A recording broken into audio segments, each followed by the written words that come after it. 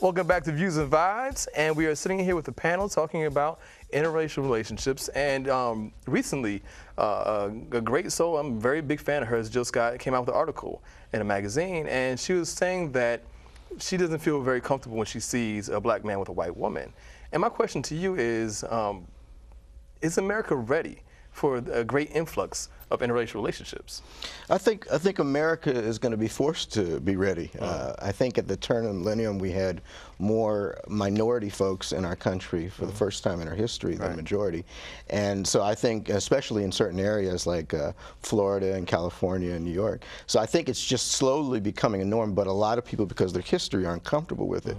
But with the sheer numbers themselves, it's just becoming a trend. And then secondly, I think, you know, life is just messy right now. People don't have money, they're stressed out, and so the last thing they want is a stressful relationship. And so when you want a drama-free relationship, it opens up your options to people that are just good first, and then you look at your physical preferences kind of second. So I think those things are really contributing to the rise in interracial relationships, and I think people are going to become more comfortable with it over time. Now, is that focusing mostly on like the inner cities, on urban areas, or what about rural areas? You know, where you have, like right now, you know, our president is biracial himself. And you have a lot of people who, you know, still view him as being, you know, strictly black and have a problem with him being, you know, a black president.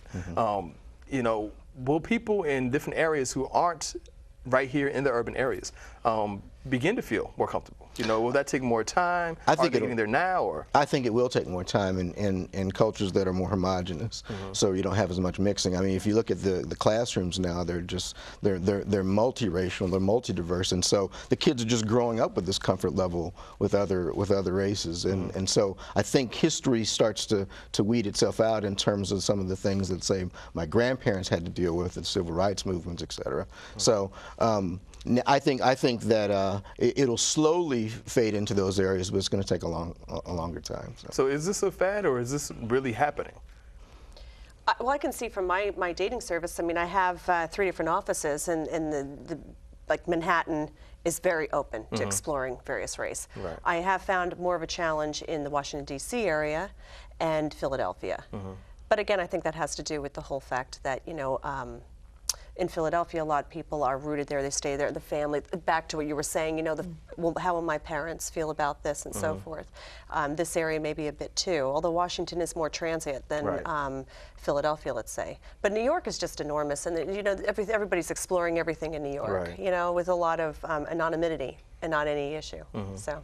I want to come back to the Jill Scott piece because, you know, the blogosphere is just blowing up with this discussion, and I know that she echoes the sentiments of a lot of black women who and black men who date interracially, you know, tell me all the time, you know, oh, you're talking about when the shoe is on the other foot, but we go through some crap because the sisters really, really don't like us, and they give us all kinds of grief and so on and so forth. And my perspective on this discomfort as black folk in particular with looking at interracial relationships and with Jill Scott's piece is that if you are in your own relationship and you are happy with your relationship, then you really don't care what other people are doing. It does not bother you in the same way.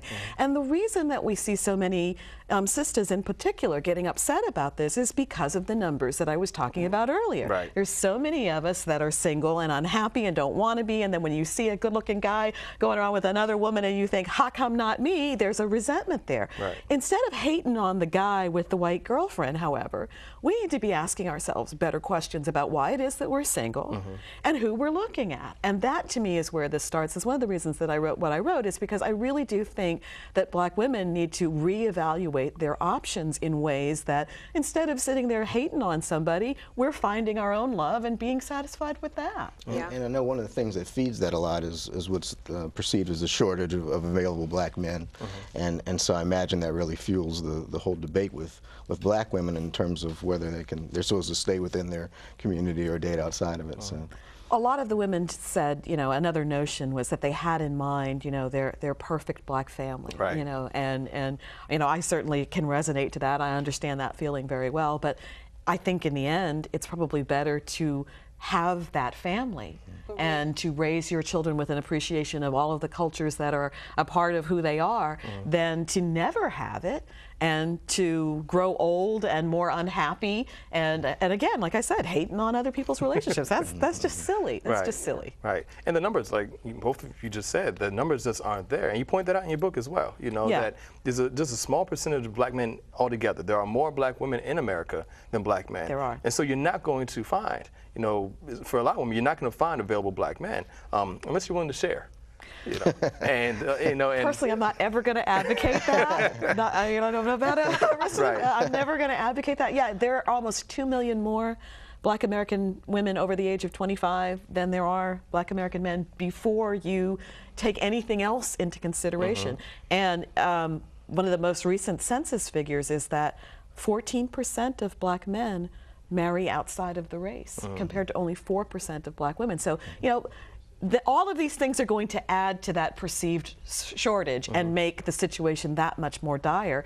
I'm just saying, you know, there are lots of men in the world. It's just that they're not all Black. This is why I coach them into exploring other options, because I mean, obviously they're coming to me with these types of challenges.